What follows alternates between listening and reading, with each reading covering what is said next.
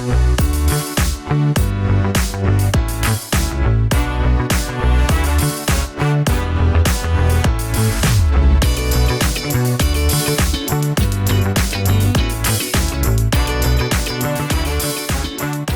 to the Hoof Fang podcast. I'm Kirt Graves. And I'm Maz Maddox. How are you doing? It has been a week. Yeah. It has been kind of crazy. So this is the first week back from my vacation. Mm-hmm. So this whole past week I've been off. So let's start there. Yeah. Because good things happened. Good things did happen. Let's start there. Yes. How was your week off? The week off was great. And I accomplished what I wanted, which was to finish the first draft of the manuscript for Wild Contracts 2, which I'm pretty sure I'm going to be calling Steal the Key, but title's still TBD. TBD. But yeah, it's officially done. Great. So it's in Jess's hands. She's going through it and leaving notes, and then I've got to go and do my rewrites. But I could at least say I accomplished what I wanted, which I was able to knock out 3,000 to 4,000 words a day, which is crazy. Awesome. Which is typically when I get home from work and I'm able to sit down and do maybe an hour and a half of writing, I can do 1,700 if I'm really kicking ass that day. So knocking out 4,000 words a day was crazy to me, just bananas. So yeah, I was able to just get it done. Good. And I'm so happy that that's done. But I think that happened Sunday. And then I went back to work on Monday and it's just been nonsense for 3 days of crazy. So yeah, day job is going off the rails with just weird shit. And then rogue garage door problems yesterday and all kinds of just stupid shit. But we're here now. It's cold as balls. It is cold. We had a fucking blizzard out of nowhere last week. I think we talked about it. But when I had to go around my front door today because we were the garage being stupid, I passed through a section of the apartments I'm never around, and the snow, I shit you not, was piled up to my shoulder. Yeah. They just plowed through it. They didn't really move it. They just carved a pathway. So in front of my apartment, it didn't look that bad, but just around the other side, I guess where the wind was worse, it was oh my God, should I check on my neighbors? Were they able to get out at all? It was crazy. Yeah. So yeah, it was, and it's just so fucking cold. So yeah, although when I left at lunch, it was 11 degrees. Hey, so double digits. We're getting there. Double digits. So that's good. Yeah, it's been in the negatives for a couple days. Yeah, and I mean, we are not alone in that. The Midwest has just been hit and remains insufferably cold, especially because we got so used to having such mild winters for the last few years, and this winter has been nothing until this. But yeah, then we got 8 to 10 inches of snow, and then immediately followed by sub-zero temperatures. Yeah. So all that snow just freezes. Yeah. It's awful. Yeah. So. And I feel like they are not handling the roads as well as they have in the past. So I didn't know if that was just me being not native to Wisconsin, but I've been sliding into work. In front of our house, and I don't know if we've talked about this before, we live on a very busy road in our part of town. It's literally the road that NFL teams drive down to get to Lambeau Field here in Green Bay because it is such a good route between so many things, and it doesn't have stop signs on it or stoplights. So it's just a straight shot, very busy, very loud. Part of the reason I don't work there is because it's a very busy, loud road. Even on our very busy road, they have not spread any salt. Really? To break up the ice patches that are on the road. Oh shit. And so I get out of my driveway, I back out, and then it's time to start going forward. And my little car is I'm going to do it eventually. Yeah, just but it's, and then eventually it starts to kind of move forward. Yeah. But yeah, they haven't salted our road at all. And it's we need that to break up these ice slicks that developed because we were riding the 30 to 34 temperature, which means it snowed, it melted, and then it dropped down to zero. Everything's ice. Yeah. And I feel our roads have not been handled well. That's really crazy. So I don't know if did they just stop investing in it in the city because they hadn't needed to use it the last few years? Did the truck break down? What's going on? Yeah, maybe it's more that. Maybe it's just overextended, because it's ice is everywhere. So they're we'll get to it eventually. Or maybe they're hoping it would wear down. Thing, my road. Yeah, yours would be priority. Immediately. Yeah. It is the road in our little village. Yeah. Yeah, that's crazy. So yeah, it's kind of wild. And they took forever to plow our sidewalks too. And like, Really? I understand how privileged we are that the village plows our sidewalks. It's one of the perks of living where we do. Mm-hmm. But like, even that they didn't do till like middle of the day on Monday. Oh, weird. And it snowed Thursday into Friday. Yeah, for sure. Yeah, So I don't know. What was going on? Because we live kind of more in the countryside, so I was just like, oh, well, they'll probably never get to us because it's not as important. But your road, should be priority. Yeah. That's a very busy road. Yeah. So yeah. That sucks. Okay. So you had a good last week. Yes. This week, TBD, Weird. but shit is going weird. Yeah. I have nothing new to report. Still working on 3 Men to Be. Yeah. Sometimes books just take longer than you think they're going to take, and that's what we're going with for this one. It's just it'll take as long as it takes. Yeah, it'll still come out by next week. Mm-hmm. So, yeah, I mean, you're chugging along. It's just, we had a blizzard and all kinds of crazy crap. So yeah. And then like our happens. the parking lot at our building didn't get plowed. Oh yeah. Which is like, what? Mm-hmm. What? Yeah. Like so much crazy. Like it truly is like Wisconsin forgot how to winter. And it's like, you guys, we did this for so long. Right? For so long we did this every Lord. year. Mm-hmm. Like it's like we've forgotten. So. Yeah. But winter's back, y'all. Yeah, with a vengeance. Mm-hmm. Just definitely like slapped us in the back of the head this time around because like it's just not going great. But Yeah. I mean, I will say just proofing the audiobook, it's been a blast. Like I've been listening to it while dealing with all the crazy crap at work, and it's been like the thing that's like, maybe today's not too bad. So it's been a nice little like icing on top kind of thing. Good. Yeah. I'm glad it's connecting with you because that's I really like it. You know, and I will say, like you said that independently to me the other day, and it wasn't even like I had to prompt you to be like, so how is it? Yeah, no. I was like, this is You're fun. Like, I'm having fun with this one. Yeah. And I was like, great. Yeah. Good. I'm glad we picked it. I'm glad our audience picked it. Yeah, they picked and good. Hopefully they will enjoy it just as much when it comes out next week, Friday. So if you are at the Dear Listener level in our Patreon, for that $10 a month subscription, you get the audiobook delivered to you on January 26th. If you are at the Dear Reader level in our Patreon, you get 40% off our online store, so you can buy it on January 26th or anytime thereafter. Or if you don't want to support our Patreon because you hate us, but you like my audiobooks, you can pay full price, damn it, at that online store. Love how candid you are with your feelings. Listen, if you like my audiobooks and you're not doing a subscription to this podcast, you must just really hate you, I guess. Yeah, maybe. They must be like morally opposed to Maz Maddox. Yeah, but we'll buy the audiobooks. Yeah. Like Kirt, but that other chick, I don't know. She talks about dinosaurs a lot. It's weird. Yeah. So this time around, I figured maybe we can talk a little bit about our respective industries, since we know a thing or two about our respective fields.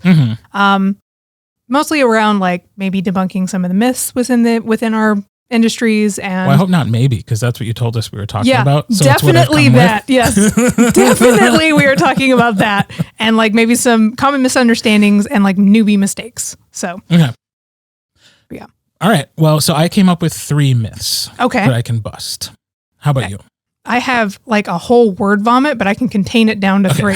I went nuts on this one, but we can condense it. That's it. It's like an hour-long show. Yeah, exactly. So top 3, Maz. Come on. All right. So the first myth that I will bust is something, and these are just things that like you hear people say it, and well-meaning, but like it's out there. Yeah. Narrating is just reading into a microphone. I hate that one. Yeah. That's just, I think a lot of this is going to be us being like, okay, listen. Right. Well, and I mean, it is that, but it is so much more. We'll get into some of it later, but primarily it's because the reading part is really just one part of what you do, right, of the job. There is a lot of technical skills that are involved in recording yourself, and especially if you're working independently, having to learn how to edit and master. Right. Having to hire people to proof things, having to manage sometimes relationships with co-narrators. Like that's all a part of the process. Manage relationships with authors. And then a big part of the job is like getting the work. Oh yeah. Like part of my job is getting jobs, which means putting yourself out there, auditioning, marketing yourself in traditional ways through like networking events and like going to conferences, emails to producers, like constantly having to reintroduce yourself and like establish a brand. And then on top of all of that, you're also supposed to be on social media, promoting yourself and the work that you do, so people see that you're active and like a part of the promotional process. Yeah. It's all doing podcasts. Like, this is part of my job, to try to like put myself out there and put my work out there. So to say that it's just reading into a microphone is inaccurate. Yeah. That is a myth. Busted. Yeah. I would say inaccurate is probably the nicest way to say that, because it's like you're doing 10 different jobs. You're not just narrating. You're learning how to market, and like you're having to learn all the technology behind it. Like there's so much that goes into it. Now, if you wanted to volunteer as a reader for like the Library of Congress, which does their own set of audiobooks that are read by volunteers and provided to people who want them for specifically like the blind. So like that is an accessibility thing, and people volunteer for that program. Oh, that's cool. Yeah, a lot of narrators got started doing that as a volunteer thing, where there's no quality control and there's no, like, you don't have to have good equipment or anything like that, and they kind of handle a lot of the technical stuff. Like, that's a way to say that, like, narrating is just reading into a microphone. Yeah. Because it really is about just reading the book, just getting the text read out loud. Yeah. But in the commercial world of audiobooks, being a narrator is so much more than the reading into the microphone part. That's like maybe 25% of my job. You know what's weird is I think that that's about the same percentage of like writing a book. Because when it's like you're just writing the book, that's like 25% of the work. The rest of it, especially for indie authors, it's marketing, networking, all that other shit that goes into it. So I think a good portion of these myths is going to be just people having no idea what goes on the back end. Like to actually get a finished product, there's just so much shit that goes into it. Well, and even for traditionally published authors, like I know some who work their asses off on the publicity side, because I think there's a myth that like these publishers, like promotional or advertising departments, just handle it all. And it's like, no, those departments, even for like the big 5 publishers, they're like 3 people. See, we need to get a guest on who is like traditionally published and have a whole discussion about that, because I don't know anything about that world. I really only know like indie stuff. I'm shocked with my traditionally published authors that I've talked to who are like, no, I'm doing this all myself. That sucks. All these promotions that you're seeing, I'm doing them. See, that's a myth that I bought into, because that's kind of how it's always pitched. Whereas like, oh, you write the book and then they take care of everything else. They do the editing and everything. I think if you reach like TJ Klune level, maybe then you get a lot of attention and they manage a lot of your schedule and stuff like that. But like even then, like I've met the Macmillan marketing team because I've done some events with TJ and for them. It's like 3 people. That's crazy. It's not a huge, it's not a department. Yeah. Like there's like 3 people whose job it is to focus on promoting audiobooks for Macmillan Audio. That's wild. Yeah. So. Shit. Yeah, that's crazy. Because like with my day job, like our marketing team is 20 people. Like there's a lot of people that goes into like retail marketing. So that's mind blowing. That's only 3 for a big publishing house like that. Not a lot of money in publishing. Well, yeah. Really, truly. Okay, you go. That was, I think, the first myth I was going to bust, is that indie authors don't make any money, because it's kind of true. But it's also like, I think there's a misunderstanding where like indie books are just kind of thrown out there, and that kind of goes into some other myths that I can talk about in a minute, where it's just kind of thrown out there and it is what it is, and you'll make like a couple bucks.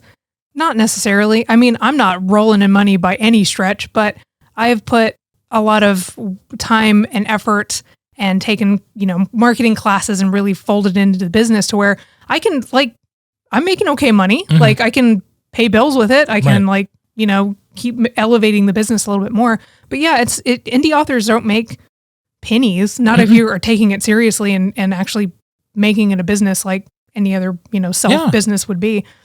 And sometimes like being your own self promoter and putting yourself out there gets you a larger audience than if you were like among the group that a publisher is trying to promote, because they might not make you the priority. Right.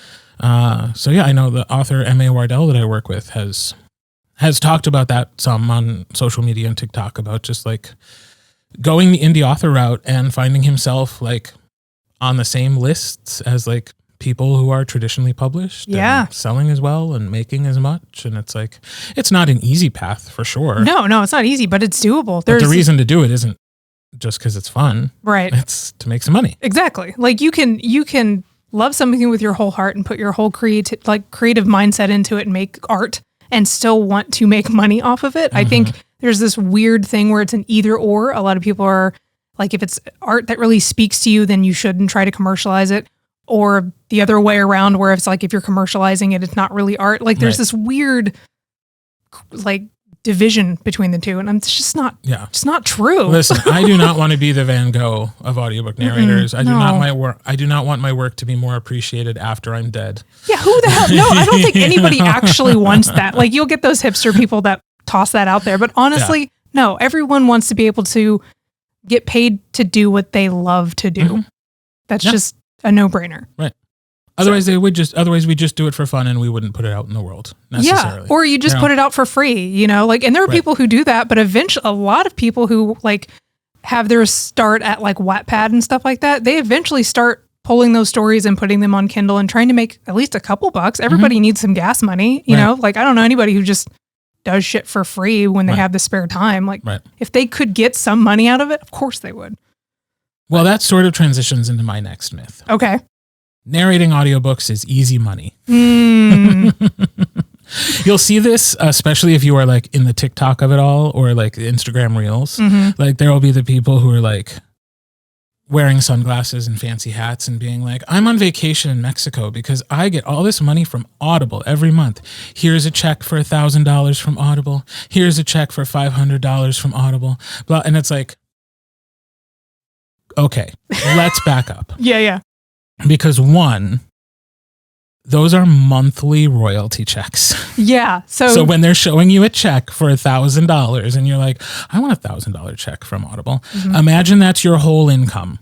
You think you're going to Mexico on $1,000 a month from Audible? You are not. No. So first of all, that's what those checks are. If you see somebody showing those statements online, because people do it, I see people doing it. It's like, look how much money I got from Audible. It's like, those come once a month. You get one check a month. It's not like per book. Yeah. Two, to get to the point where you are producing audiobooks, there is a huge upfront investment in equipment and training. Yeah. We sort of talked about this a little bit, and like the technical side, you have to learn a lot. You also have to learn the art of narration. Like you have to learn how to do that. And you have to buy a microphone. You have to have a computer. You need certain computer software. And then at a certain point, if you want publishers to hire you, you need a sound booth. Yeah. Those aren't cheap. Even if you're making them on the cheap, they're not cheap. Yeah. It's a lot of material. It's a lot of shit that you have to pay for. Yeah. And then you need to have a website. You need to have like hosting things. Like it's I am still constantly surprised by how much money I spend in a month to be able to do this thing where I make money. Yeah. Because it's like, oh God, there are so many expenses involved with being your own business. Yeah.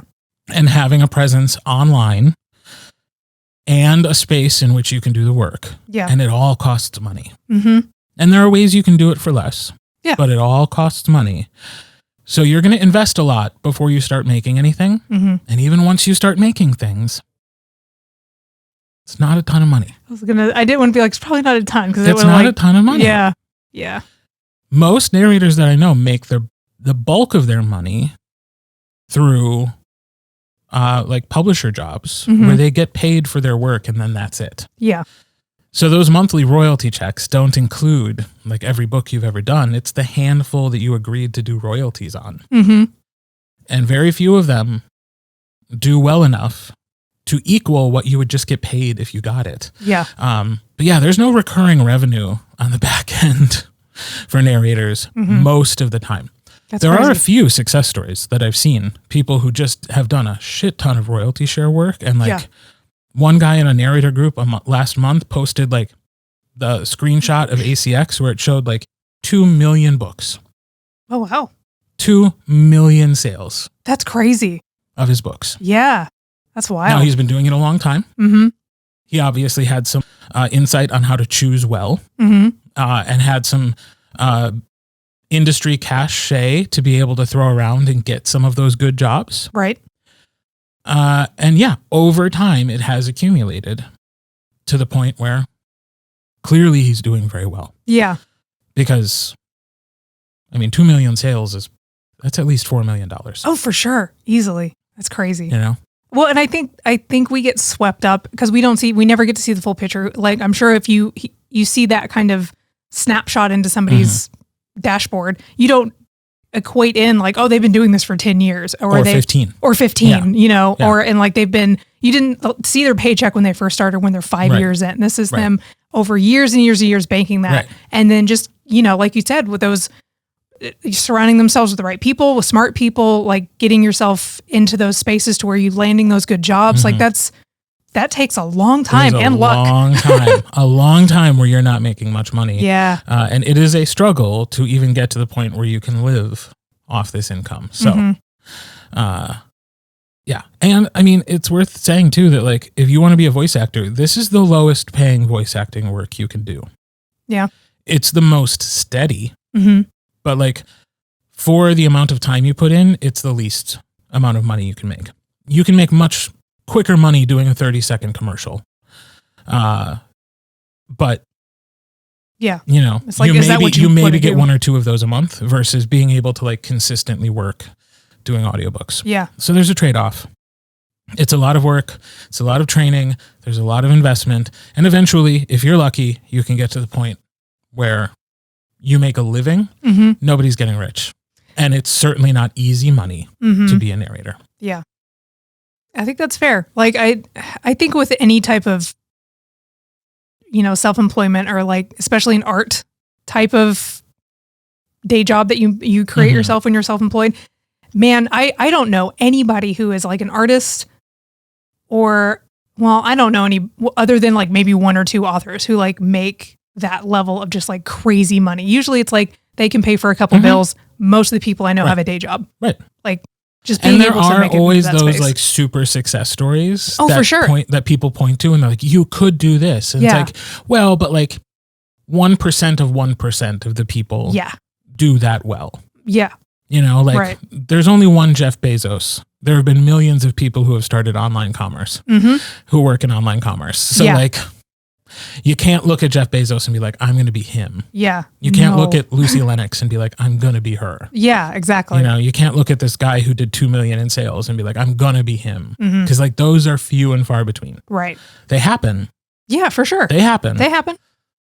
But you can't go into it thinking that's what's going to happen to me. Right. I think being new in this industry, learning to set reasonable expectations and goals for yourself is such the first step. Before you do anything else, you have to reevaluate what your future is actually going to look like. Yeah. I'm probably never going to be pulling in $1 million a year. Would I love that? Sure. But probably never going to happen. Right. Well, but like, depending on inflation. Yeah. Yes. Maybe we'll all be making $1 million a year in a couple of years and that'll buy us 3 loaves of bread. Yeah. I'll still be like, shit, how am I going to pay for the car next week? Yeah, exactly. But yeah, it's really, I think it's sometimes tough, especially because within like, for me personally, within the romance community, I know all of these people. So seeing these people just like kicking ass, and I fall victim of me going like, well, what am I doing wrong, or why can't I achieve that? And But when you actually listen to their stories and see how they did that, there's a lot of things that they had that a lot of people didn't. And it's not like poo-pooing on them, but like they just had different opportunities than a lot of us do. So they're able to hit these awesome goals, and then Lucy being cool, she's able to like kind of help the tide rise, you know, and like share her information. But yeah, absolutely. But also creating a revenue stream off of that. Yeah. You know, she doesn't give the training away for free. No, she's very transparent with a lot of stuff, but she's smart enough to know that her information should be behind a paywall because it's good information. Part of her business. Yeah. It's her business. Is teaching. Exactly. Like that's part of her business. Right. She's smart. She's a good businesswoman. Right. Like that's how she hits $1 million a year or whatever, you know? So for my second myth for indie publishing is that indie books are not edited well or not written well. I get that so much.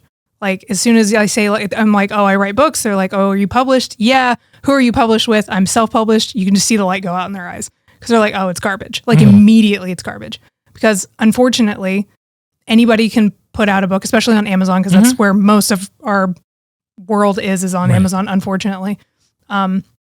Literally anybody can make a book. It's free. Doesn't cost anything to publish a book. And you can publish it within 20 minutes. Like it says it takes up to 72 hours. It's like 20 minutes.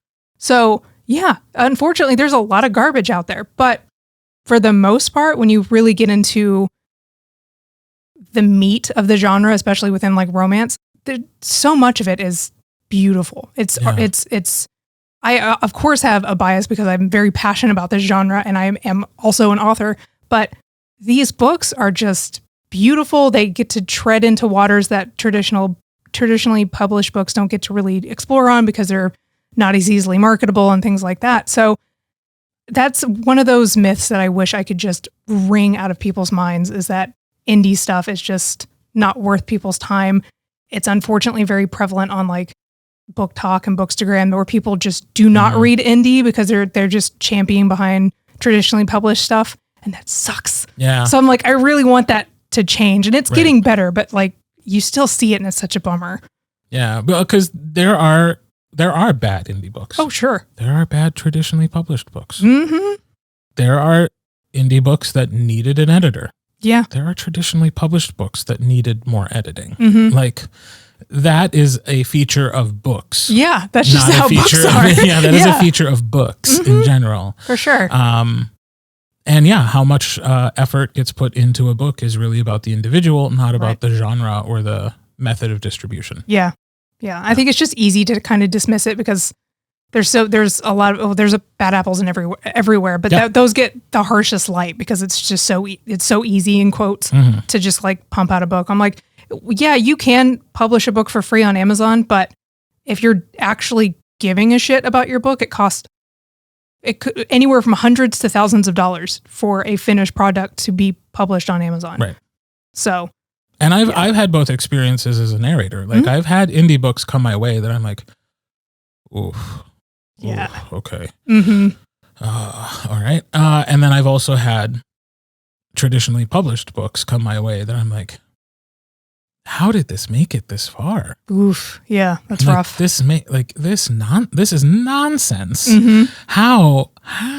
Yeah. How have we made it this far? Mm-hmm. And I don't know the answer to that because I don't know what goes on in publishers. I imagine at a certain point, sometimes they're just like, you know what? Fine. It is what it is. Yeah. This author's a asshole. Yeah. And we're not going to try to make their book better anymore because... Yeah, well, because they have so many revisions. Like with indie, it's a little bit easier because you control the revisions. Mm-hmm. So you get your, hopefully, multiple reads and your feedback and you base it off of people you trust. But when it comes to traditionally published, those people are hired to make your shit nice. So they go through like a ton of revisions and rewrites. So that's, I think, what is extra shocking is when you get a traditionally published book and you're like, oh, this is not great. Yeah. So, yeah, it feels weird. A lot of hands touched that. Mm-hmm. Yeah.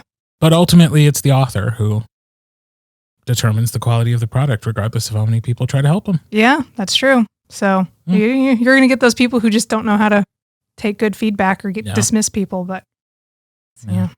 All right, my third and final myth. Mm-hmm.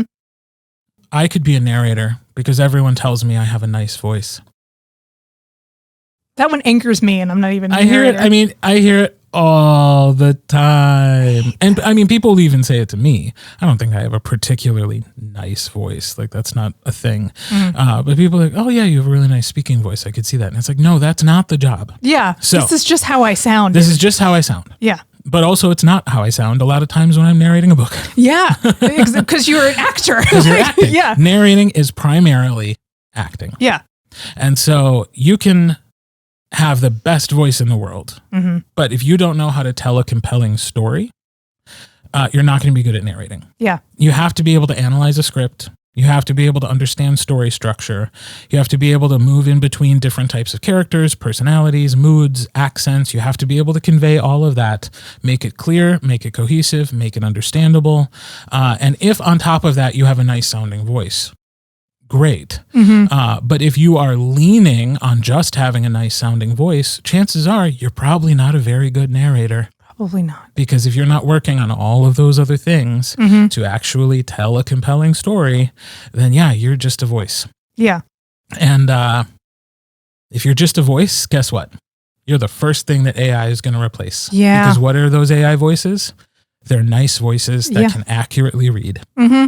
Yeah, they have no emotion. They have no nuance of understanding human language, culture, emotions. It's a robot. Yeah. So, yeah. So, and I'm not saying there are not narrators out there who have gotten by on good voices. There are. Oh, for sure. There are, but they're not going to last. And they're not going to be anybody's favorite. But yeah, sure, they exist. I wish they wouldn't. If I can do anything in the industry, I would like to really challenge people who are listening to audiobooks to be like, is this person actually doing the art of narration? Yeah. Can I like think critically about it? Or do I just really like the way they sound? Yeah. Because it makes me feel happy in my happy places. Happy in my happy places. I think that's when it happens the most is in romance. Oh, like, for sure. I'll speak for myself. I'll speak for like my lady narrator friends who talk about like how unfair it is that like male narrators will get these glowing reviews and all they do is show up with a deep voice. Yeah. That's got to be frustrating. Holy shit. You know, so, but it happens. But again, they'll be the first ones replaced by AI because it's all the other things that a robot can't do that truly make narration special. Yeah. And it's not about the quality of our voice because that also changes over time. Yeah. Yeah. You're going to sound different. Yeah. Like within 5 years? I mean, I should go back and listen to old Top to Bottom podcasts and see how different my voice sounds, if it's the same or not. Right. Because I'm more comfortable talking on the microphone now than I was back then. And this is also way nicer equipment. Let's talk about this is also a very nice microphone. Yeah, I was going to say, your equipment's very nice. We had like, oh my God, like I think one of those snowball ones. It was not great, but we were doing our best. 2 people to 1 microphone. Yeah, it was an editing nightmare. Poor Jess had to put up with all that bullshit. Yeah. So, yeah. Yeah. Yeah. All right, what's your myth? So I think my last one that also kind of doubles as like maybe a good tip for new authors is that if your books are not in bookstores, they're not real books. That happens a lot. Like if you can't find it off of a shelf, because that's another question I'll get from people who just don't understand when I tell them I write books. They're like, oh, can I get your books at Barnes & Noble? I'm like, probably not. I mean, no, because this is just how it is. So depending on how you set up your book on the back end, most of my stuff is just like the paperbacks are published through Amazon because it doesn't cost me anything. So I can just upload it and be ready to go. I can get them at cost and it's way easier for me to get them to my readers.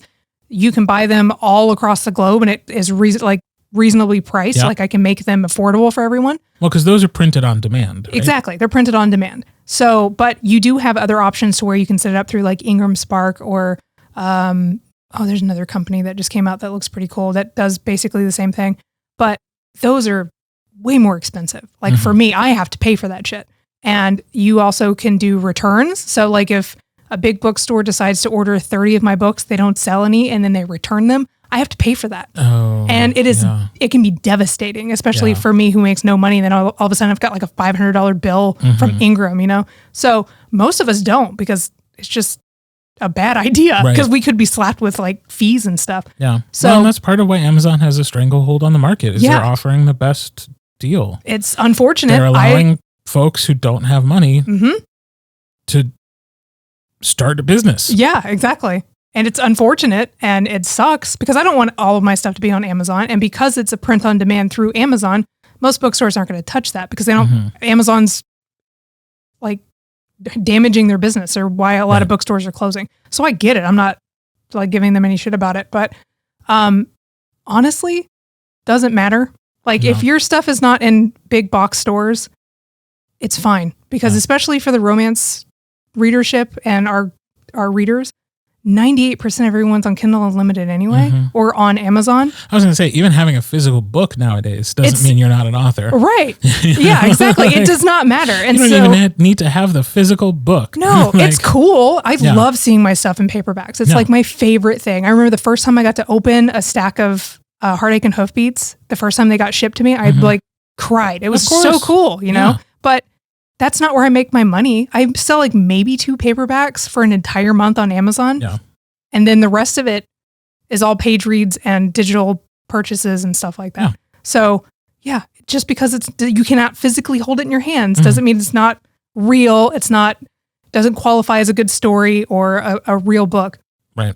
It's just, it is what it is. But it's just such a weird thing that we hold on to. Yeah. It's cool to be in bookstores. Oh, I love it. That's a great goal to have. Yeah. But it's definitely not necessary. Yeah. I usually buy a big like stock myself, and then like I have a consignment thing through like Paper Crane Bookstore and stuff. So like I can get my books in places, but like it's just harder to do, and they have their own business structure, and it's weird to me how those two things just butt heads. Like you'd think it would be easier for them, but Amazon's just such a monster. Yeah. So yeah. But yeah, that's my last myth, is that it doesn't have to be physical. Neat, but not required. But not required. Yeah.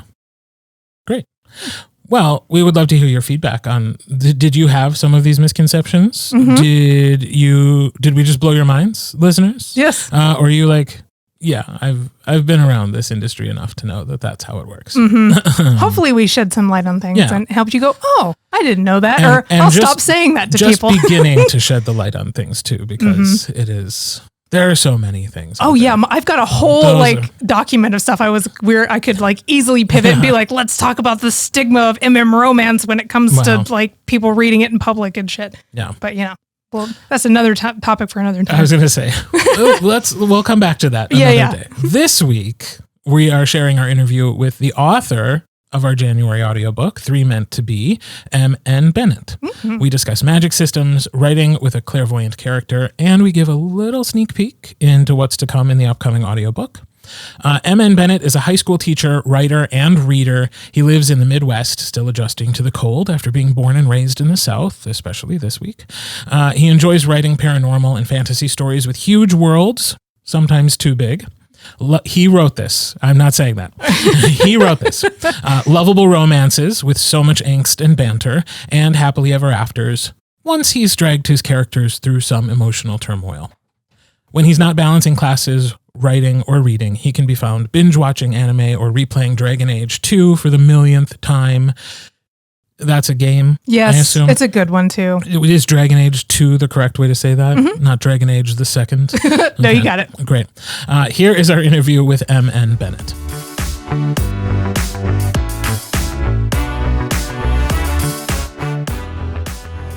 Joining us today on the Hoof Fang podcast is the author of our January audiobook of the month, 3 Meant to Be. Welcome, M.N. Bennet.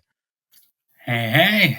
How are you We're excited to chat with you, not only about the book, but also just about you and your author journey. So why don't we start there? Why don't you tell us how you found your way to writing books? Oh my goodness. Okay, so are we going all the way back? Because we can have fun going. Go all the way back. So my writing journey actually started when I was like 5 or 6 with fan fiction. I didn't know it was fan fiction at the time. I don't know if anyone remembers the Gargoyles movie. Yes. Amazing. Movie. And if you haven't watched it, oh my goodness, fabulous. It was like their animated movie that kind of introduced like the series before it came out. And if you were like me, you had... Yeah. If you were like me, you had the VHS interactive video game that came with it. And it had like a board game that came separate, and you'd pause it during parts and roll dice or draw cards. I can't remember. It's been that long. But like sometimes Xanatos would come on and say game over, or Demona would be like, and now your time is up, you know? You'd be like, Oh my God, this sounds incredible. I want to I was like, I didn't know about the game. Yes. It's amazing. Yeah. And we lost it during a move. So I recreated it. And that's how my writing journey started, was remaking the game. So it like involved a lot of construction paper and drawing. And like I used like construction paper like in tube form, like to make this, because the game was like 2 or 3 stories. The game was set in the Xanatos' skyscraper, I believe, you know, so like the building, you're moving up it. So I made like little pillars and stuff like that out of paper and tape, and it was so fun. And I ended up having more fun writing the story. And then I did that with other shows and games that I liked, and eventually started writing scripts because that was my adventure into writing because I like dialogue. That's like my favorite thing. And it still is today. And eventually I moved into book writing, and then I took a break because, oh my goodness, querying is exhausting. And I was like, I'm not made for this. And then I came back to writing, and I queried some, and I was going on the traditional path. And in 2022, I had a book that got 3 R&Rs, and they all wanted something very different for it. And I was just like, I don't want to shelf this. I love this story. I also So for people who aren't in the publishing world, what is an R&R? It is a revise and revisit. So, and resubmit and all that. And everyone wanted something different. Some wanted less magic in the story. Some wanted more magic. Some wanted to focus more on the romance. Some wanted to focus more on the love triangle component. It was my YA story. And I said, gosh, all these close calls, people want to invest in me, but they're just not sure. And that's when I was like, maybe it's time I invest in myself. And I'd always looked at like indie publishing as like a backup plan. And that's why I never really considered it until 2022. And I was like, it's not. It's like a path where I can actually share my stories and have my fun and just like really love writing again and not the pressure of the industry. And here I am, So I dived into that. I released Crescentville. I made a plan, right? And Crescentville Haunting, and then 3 Meant to Be, and I'm just kind of moving forward with stories and nonsense and Garwell fanfic. I loved that show growing up. I'm like, I totally was like, it's not explicitly queer, and yet there is something about it that like little gay boys seem to really love it. I was also a huge fan, which is not shocking. I did hear there was like a Lexington subplot where he was supposed to be queer, but they cut that out because, children's animation. But so now I'm like, of course, I'll go back and rewatch it and be like, oh, yep, I see it. I see it right there. Clearly. Can you tell us a little bit about that first book you wrote? Crescentville Haunting. So, oh my goodness, this is like my tragic story of joy and just nonsense. It is a high school boy who's trying to have a normal school year.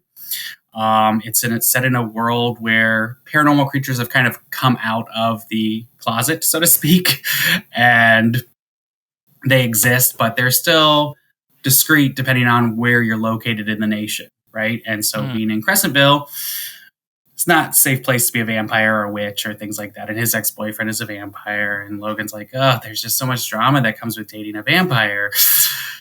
And he's looking for a normal year. And he gets less of that when a bloodthirsty witch starts chasing him down. And he gets sent off to this institute. It's madness. Sounds fun. Yeah, I would say it sounds actually like a lot of fun. And you said that was YA? Yes. Okay. And then, awesome. So then 3 Meant to Be was your second book? Mm-hmm. So why the switch to adult? Several of the books that I queried were in the YA genre. And I had been leaning toward writing adult for a while, but I was like, oh, well, I have so many things in my projects that are geared toward this. And if I end up getting traditional, I want to fit in the right categories with whoever ends up wanting me at some point. And so I started leaning toward adult for a while, probably because I was reading a lot of queer indie adults, and like, oh, this just sounds like more fun. And that's when I delved into 3 Meant to Be. And of course, that kind of has like notes of YA though. Because like you have your angsty teens, right? You have your drama and your fun and your joy, and you get to kind of like move into, the adult side of things with Dorian being sort of an adult. I would say decidedly, yeah. At least in age, if not temperament. Right. Grumpy. Yeah. And you get to flash back a little bit even to his high school days. So yes, there's that element of YA as well. Yeah. included.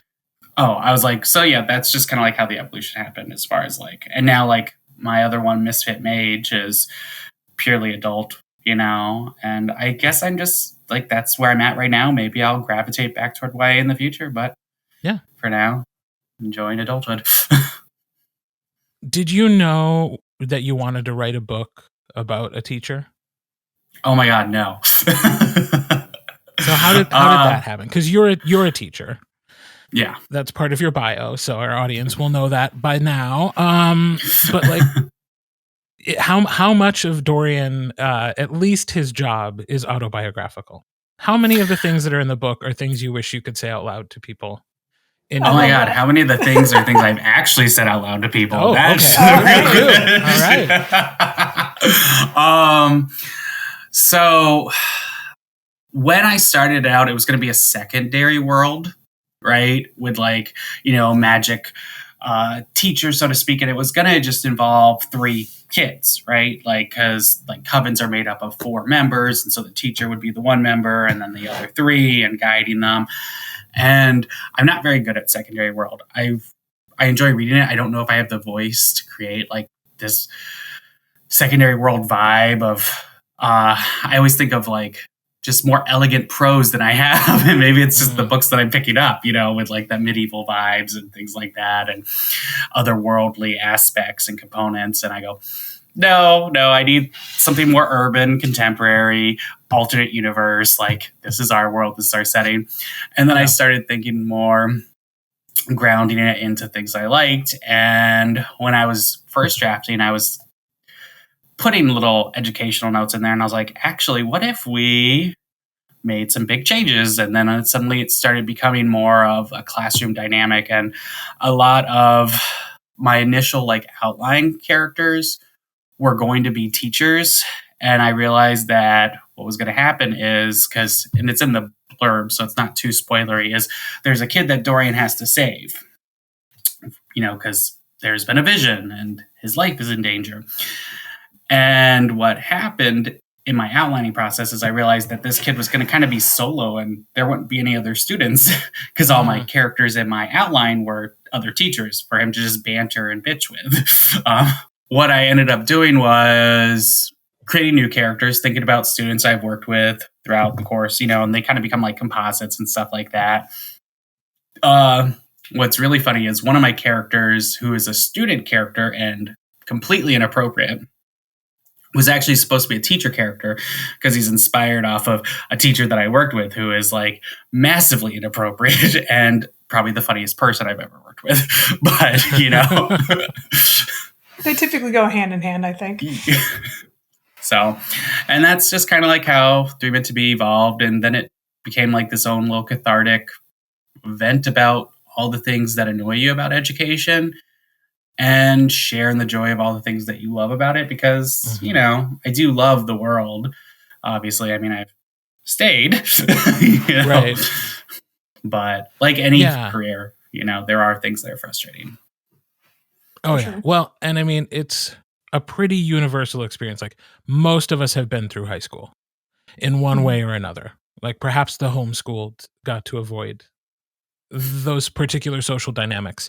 But like, anytime I do a YA or I do a book like this, where like it's set in a high school, like all of those feelings come flooding back, just like how scary that whole time was, and just like how heightened everything felt as a teenager. So I love YA, but there's also a part of me that every time I go into it, I'm like, well, I hope you're ready to relive some trauma because we're going back to high school. So we should probably back up, because we really, as part of this, need to introduce to our audience the book that many of them are going to be getting as a part of their subscription. So do you want to give us more of the background and the plot of 3 Meant to Be? Okay, so 3 Meant to Be is it's an alternate universe style witchy world where everyone has magic. Right? It's set in Chicago. Hey, this is your daily life, just going to work, doing things like that. But do you also want to use your magic? Because if you do, you're going to need a license. And that's where our main character comes in, because he works at an academy that helps students learn how to control their magic and become licensed in practicing it. And he's got an ex, on again, off again. What the heck are they even? Boyfriend named Milo Evergreen, who is known as Enchanter Evergreen to the public because he uses his magic to work on cases. And the story is about Dorian kind of grieving the loss of the third between him and Milo, because they, had another partner, and then finding a way to kind of move forward with that while saving his students. Yeah. So now is a good time to talk about clairvoyance. How does that come into the story? And then Marky, go ahead and ask all your clairvoyance questions. Yeah, we'll answer the story question first, and then I'm just going to freak out on you with my author hat on. Okay, so how does clairvoyance come in the story? So Enchanter Evergreen is a notable clairvoyant. Obviously, he has visions of the future, possible futures, things like that. Him and Dorian share a kiss early in the story.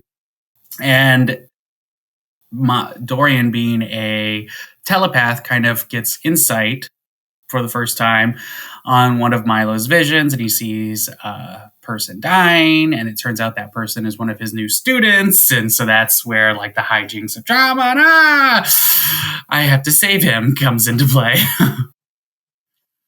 And I also appreciate too that they react so differently to that situation, because one's used to it and the other one's not. So, you've got Milo who's like, oh my God, this is a thing. We have to do something. And Dorian's like, I mean, is it though? We can't really just fuck around with the future, man. It's so interesting.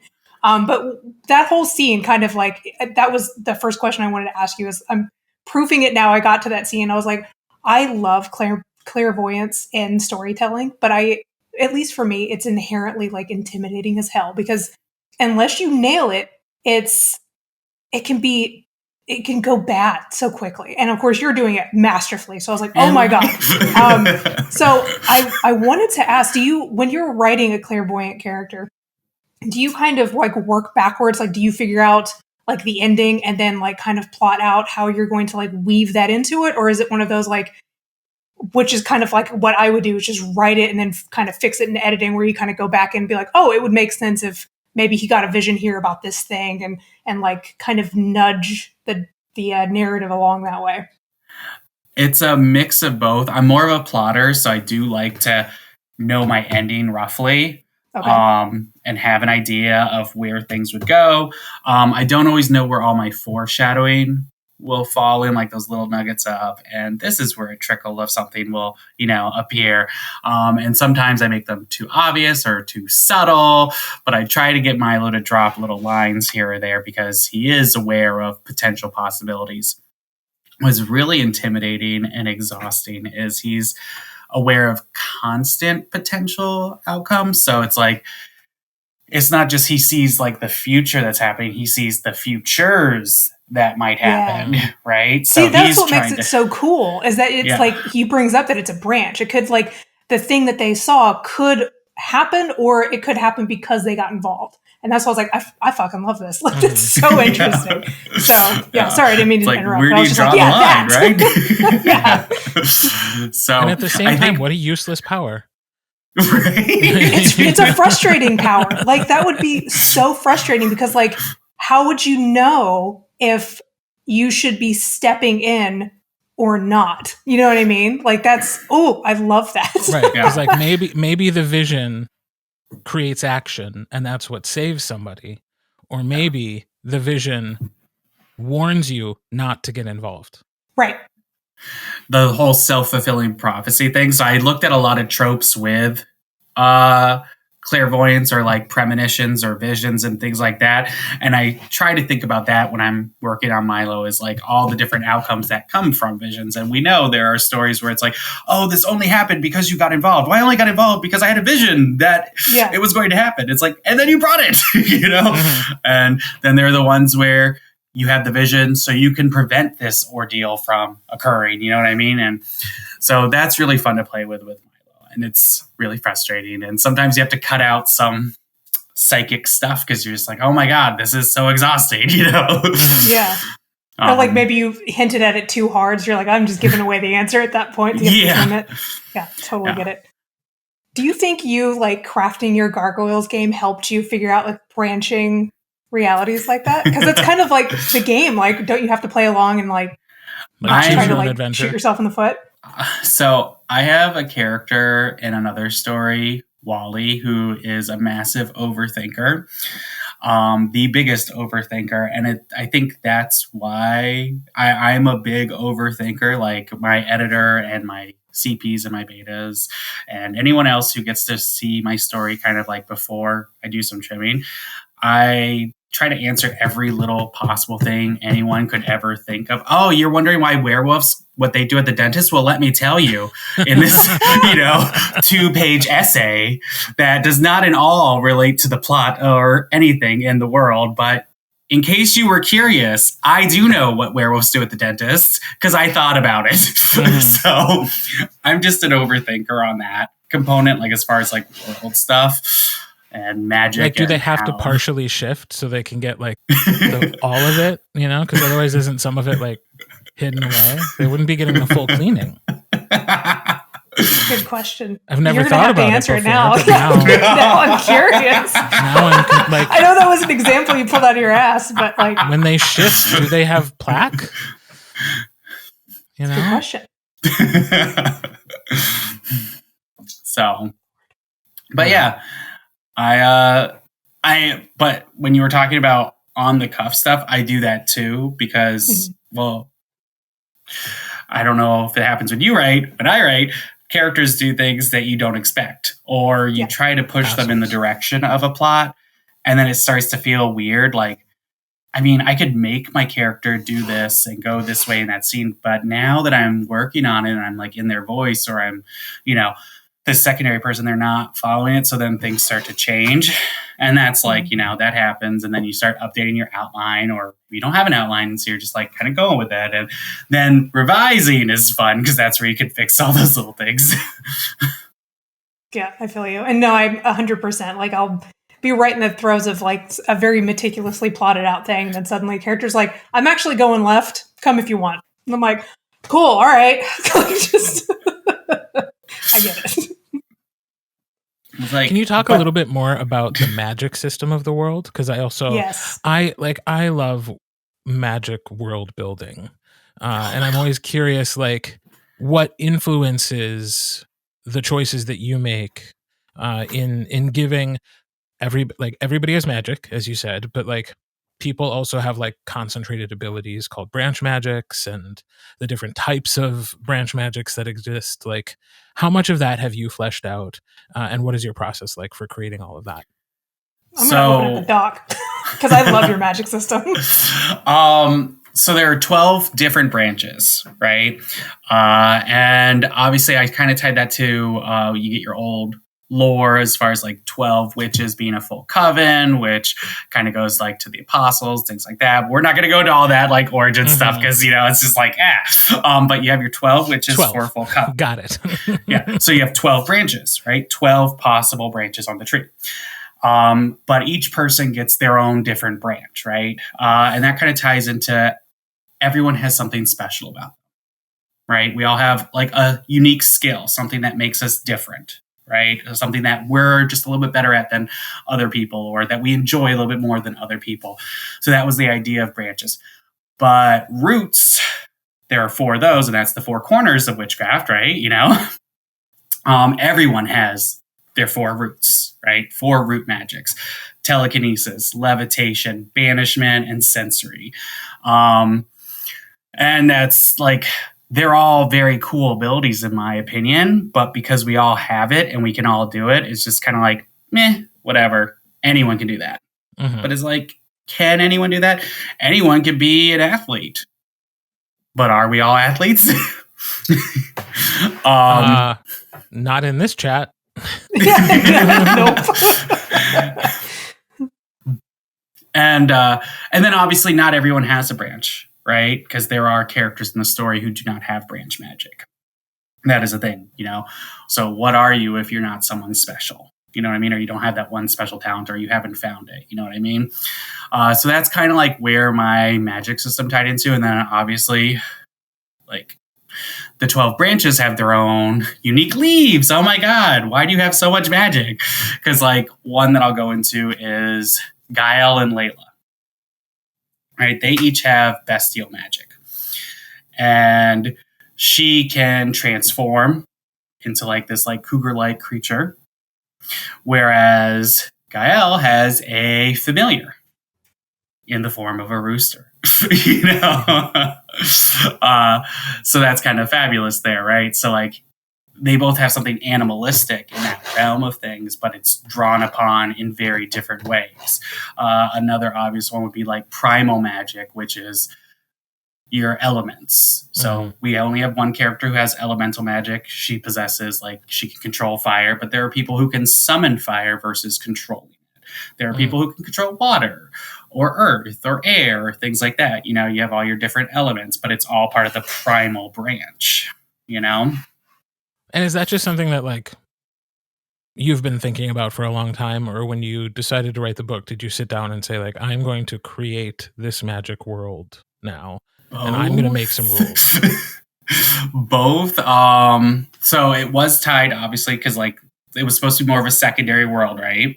And it was going to have this whole system, and that's kind of like where I started thinking about my 12 branches and my roots. And I also had this other system where like classifications were different regiments, and I couldn't use it because I wasn't doing this whole secondary component of, like, a whole military world, government, things like that. And so I ended up pulling that and putting that in the Misfit Mage.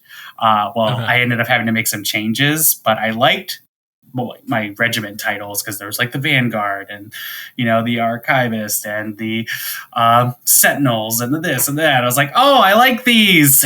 What can I do with them? I'll put them here, you know.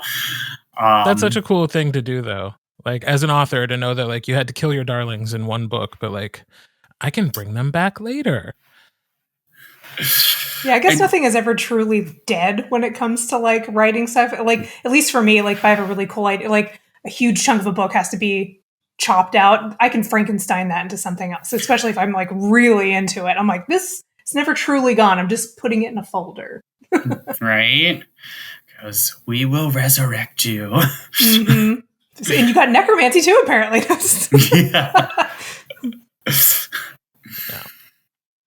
Yeah, no, I love that the magic system is, like, you go back to it being, like, a unique thing. Like, everyone manifests the branch a little bit different. So you can have an animal component, but it's not going to be the same between, like, two people. It's going to be, like, different, just like a person would interpret something differently. So that's I like that a lot. That's really cool. Oh, yeah. So speaking of people manifesting things differently, a little bit of a spoiler. So if you don't want to hear that, just but I won't go too into detail. I'm drafting the newest book in the series, and there's another character who's being introduced with clairvoyance, but they don't see the future the same way as Milo. Like, they actually have to do a tarot spread. So they need the support tools of tarot magic in order to see their glimpses of the future.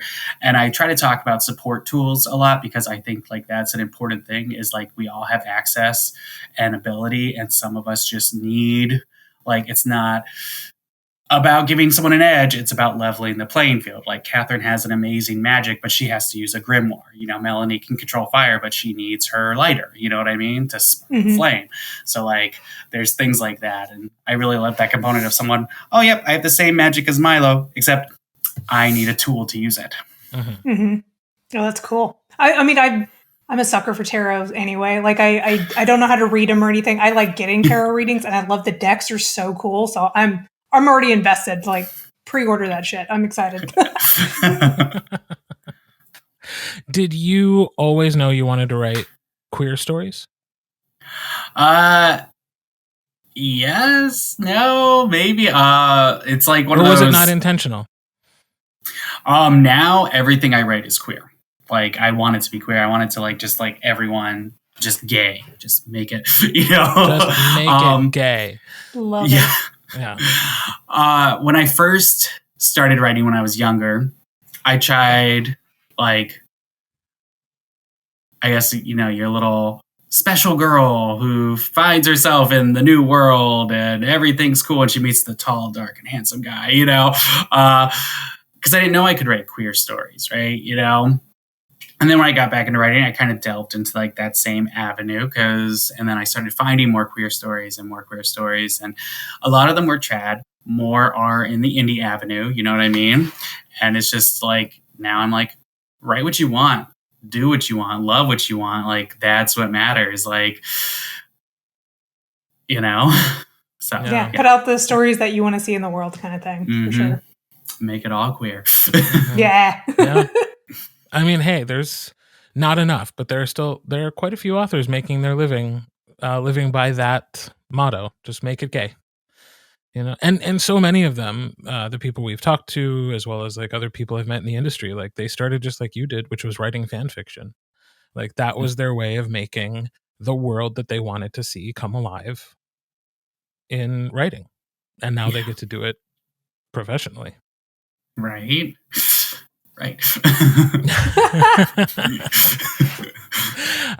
So last thing I want to talk about before we let you go is we are producing your book in audio. It's being recorded right now. Why did you want to have an audiobook? What made you apply? Well, so accessibility is a big thing. I have had people ask me about like, will there ever be an audiobook? And it's like, I love them. I think they're fantastic because I wish I had as much time as I could to read whenever I could. But audiobooks are fantastic in that notion of, and it's just a different level of escape. And honestly, truly, I want to hear my students. They're not my students. They're Dorian students, but I want to hear their voices. I want to hear Milo's minxy comments. I just want to see like how that's brought to life. Like that's just such a joy. And like also, I might have listened to chapter 1 sample like 4 or 5 times now. And going I mean, obviously, I don't know the experience of an author listening to an audiobook, but I have heard from many of them that they enjoy hearing their words come to life. It is otherworldly. I mean, I've had a couple, and they're all done by Kirt, but like we just did Ethan and Jag, and I'm proofing it. I was sitting there vibrating with excitement, just being able to hear it in audio. And I've heard him read my books before, but it's always cool. It's always just like this because it's like you're listening to or you're hearing it for the first time, even though you read or like you wrote the damn book. You know what I mean? Like, It's such a cool feeling. So I totally get it. And yeah, once you're going to love it. Like I'm proofing it right now and I'm just like, I'm so immersed into it. So when you get to hear it, you're going to be like, you'll probably cry. I cried. So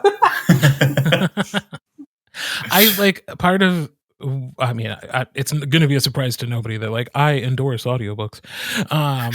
But like, I do just think they're such a cool art form in how collaborative they are at a base level of like, the thing I do doesn't exist unless somebody's already created their own form of art. It's like if a sculptor was asked to add clay to somebody else's sculpture and then like turn it into something else, which there is always that part of me too that's like, well, I hope the first artist is happy with the thing I'm slapping onto their already completed art form. So in that way it is both very cool, very collaborative, and also sometimes a little scary. And I'm waiting, I guess, to meet the author who's like, yeah, that was kind of weird. I don't think it's gonna happen. I would be shocked if you get somebody who's like, it's okay, I guess. Like, I think you have to be in love with audiobooks if you are putting the time and effort or the collaboration situation into having something like that developed. Like, I think you have to inherently love that art form to want your stories to be part of it. At least that's how I feel about it. Like, how can you not fall in love with that? Oh, agreed. And something I really like about audiobooks is, and enthusiasm is not the word that I'm looking for, but I'm not a very smart writer, so you won't find me come up with a better word. But there's a level of enthusiasm. Yes, we're gonna run with it. We're gonna run with it right now. Sell your book here, dude. So there's a level of enthusiasm. I'm not a very good writer. From the narrators, right, that they bring into the story, because there have been books that I've tried reading, and like I've put them down for whatever reason. I just could not get into it. But then maybe later you grab an audiobook because you grabbed like a whole selection of specials and you forgot that was one of the books that you just couldn't get into. And you're like, you know what, I'll try it. Or, oh, I like this narrator, I'll try it, and then you listen and you become enveloped into this story that might not otherwise have meshed with you. And I'm sure the opposite happens too, like maybe something that you read and you really create like an animated voice in your head. And then you try to listen and it doesn't work. But like, I have found the layer of, if I can't get into a book, sometimes I can, if I listen to someone just paint it, in my mind. So. Well, thank you so much for coming on the podcast and talking more about 3 Meant to Be. Our listeners can look forward to having that delivered to them if they're a member of our Patreon the last Friday of January 26th. And yeah, we hope people love it as much as we've enjoyed making it. Thank you so much for having me. Thank you so much to MN Bennet for chatting with us. We really enjoyed getting to pick his brain a little bit more about the story and the way he crafts his magic systems and the world building. It was a fun conversation. It was a lot of fun. I appreciated him letting me just geek out for a little bit and ask about clairvoyancy and stuff. It was really cool. Yeah. You can find all of his social media links in the episode notes, and you can listen to his audiobook next week if you are a subscriber to this Patreon. To all the listeners who have been tagging us when you promote the show on social media, once again, we thank you guys for helping spread the word. We're so grateful for your support. If you want to help promote the show, you can find all of our social media in the show notes for this episode or at our website, hoofandfangpodcast.com. And yeah, we will be back next week. Bye. Bye-bye.